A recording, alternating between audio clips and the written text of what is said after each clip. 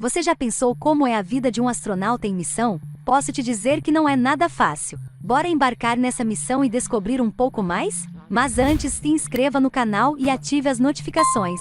Todo mundo tem curiosidade sobre como é o cotidiano dos astronautas durante suas viagens no espaço e já se imaginou fora do planeta, nem que seja de brincadeira. Mas a verdade é que grandes transtornos aguardam nossos aventureiros desbravadores quando eles saem da Terra. Em 10º lugar, e se alguém morrer durante uma missão? A NASA não sabe o que fazer, caso algum dos astronautas em missão fora da Terra venha a óbito. Segundo o acordo feito com as Nações Unidas, não é permitido que se abandone o corpo no espaço porque isso seria considerado lixo espacial, devido ao risco de choque do corpo com espaçonaves e satélites. Deixar o corpo dentro da espaçonave, aguardando para trazê-lo de volta à superfície da Terra ao retornar da missão também não é uma boa ideia, uma vez que o processo de putrefação poderia apresentar riscos de saúde para o resto da tripulação. Para resolver esse dilema fúnebre, a NASA está desenvolvendo um método em parceria com uma empresa chamada Promessa para selar o hipotético cadáver astronauta num saco mortuário que ficaria exposto às temperaturas extremas do espaço,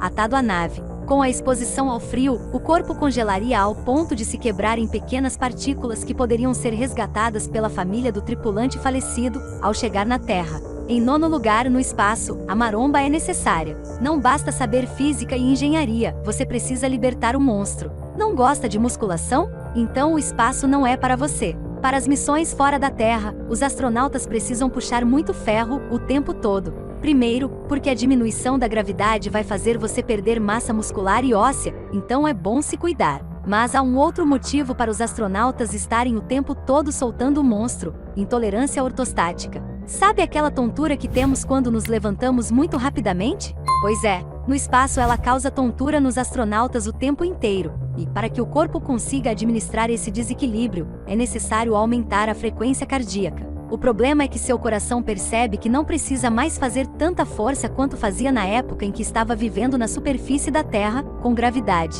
Daí ele bate cada vez mais levemente, o que faz com que o corpo fique enjoado e tonto. A receita para isso não ocorrer? Esmaga que cresce. Em 8º lugar, comida bem condimentada. Quanto mais ardido, melhor. A falta da gravidade também afeta seu paladar. Os fluidos do corpo desenvolvem texturas estranhas quando estão em ambiente de gravidade baixa, inclusive a saliva e o muco. Com seu nariz permanentemente entupido, seu paladar fica alterado. Para aliviar esse incômodo, os temperos picantes auxiliam a desobstrução nasal e ativam as papilas gustativas. Desce um PF quente, bem quente. Em 7º lugar, ficar doente? Nem pensar. A cobertura do plano de saúde não vai até Marte. Um período de quarentena antecede a sua saída do planeta, afinal de contas você não quer espalhar as doenças terráqueas para além da Terra. As bactérias que aqui tratamos com remédios simples, quando expostas às condições espaciais, reagem de formas ainda não completamente compreensíveis aos tratamentos médicos disponíveis. Experimentos com salmonelas mutantes que foram alteradas durante visitas no espaço mostraram que o poder de contágio é muito maior que o das salmonelas terráqueas, além de apresentarem maior letalidade. Outra má notícia: os remédios desenvolvidos para terapia na superfície terrestre não faz muita diferença para os micro-organismos que fizeram estágio fora da atmosfera da Terra. Em 6º lugar, quer bebês?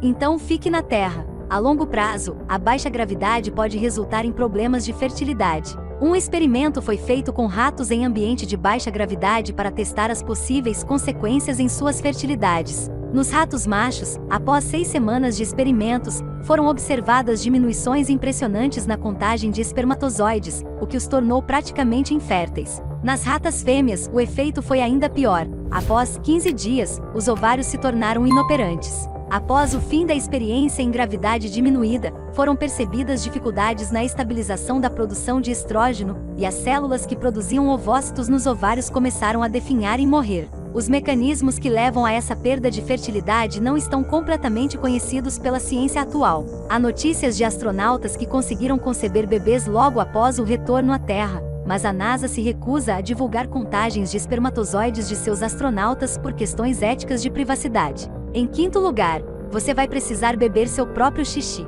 e talvez o xixi dos outros. É um grande problema levar água potável para o espaço.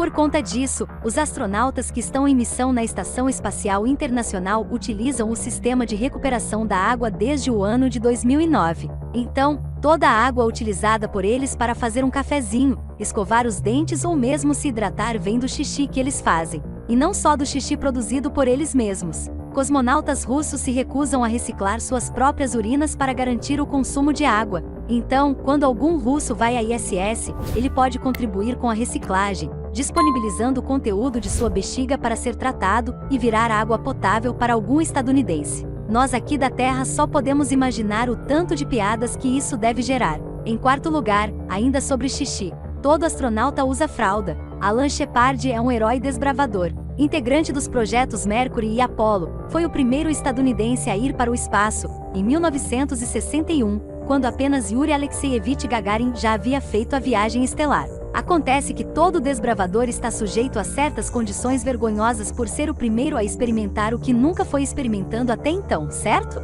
Quando desenvolveram o primeiro traje espacial de Shepard, esqueceram-se totalmente que uma das coisas que o corpo humano precisa eliminar com frequência é o xixi. E não colocando nenhum dispositivo que levasse o alívio da bexiga em consideração, Alan Shepard conseguiu um outro título para si, o de primeiro astronauta a fazer xixi em si mesmo no espaço. Para evitar o embaraço e garantir que o conteúdo da urina não estragasse as vestes espaciais, a NASA desenvolveu um dispositivo em formato de camisinha que poderia ser usado para que os astronautas eliminassem o xixi sem tantos problemas. Entretanto, com o envio de astronautas mulheres para o espaço, o dispositivo deixou de atender às necessidades urológicas por uma questão anatômica. Então, em 1998, a NASA criou o traje de absorvência máxima, uma espécie de fralda geriátrica que se parece com um short. Cada tripulante recebe 3 desses trajes ao embarcar nas missões. Um para ser usado na ida, outro na volta e o terceiro fica sobressalente, caso seja necessário. Em terceiro lugar, você vai ficar mais alto, mas isso vai doer bastante. E quem não quer isso? Bem, o problema é que os 4 a 6 centímetros de altura que você vai ganhar ao voltar de uma missão espacial vão te causar muita dor. Isso ocorre porque, na gravidade baixa, sua coluna e nervos que a transpassam vão sendo esticados ao longo do tempo. Como você não vai utilizar muitos discos que ficam entre as vértebras, uma vez que não há pressão, a coluna se alonga como uma sanfona. Então, quando você estiver na festinha surpresa que prepararam para o seu retorno, você vai ter uma coluna que se habituou a não sentir pressão lidando com toda a gravidade que está de volta agindo no seu corpo. Qualquer associação com o elástico sendo esticado e depois voltando ao formato inicial é válida. Em segundo lugar, para evitar doenças, você vai ter que se masturbar. Doenças relacionadas à eliminação de urina são mesmo um problema para os astronautas, não é mesmo? E aqui vai mais um inconveniente urinário. No espaço, pessoas com pênis estão sujeitas a desenvolver infecções da próstata, enquanto pessoas com útero podem desenvolver infecções no trato urinário e bexiga. Dos 508 astronautas que participaram de missões da NASA entre 1981 e 1998, 23 desenvolveram problemas genitourinários. Parece pouco significativo, mas lembra que remédios para bactérias simples não funcionam bem no espaço? Para você ter uma ideia do tamanho do estrago que essas bactérias podem fazer num programa espacial, Vladimir Vasyutin, cosmonauta da extinta URSS, em 1985, teve que voltar prematuramente à Terra após ser acometido por uma grave prostatite. Ele estava há apenas 2 meses no espaço e sua missão na Estação Espacial Salyut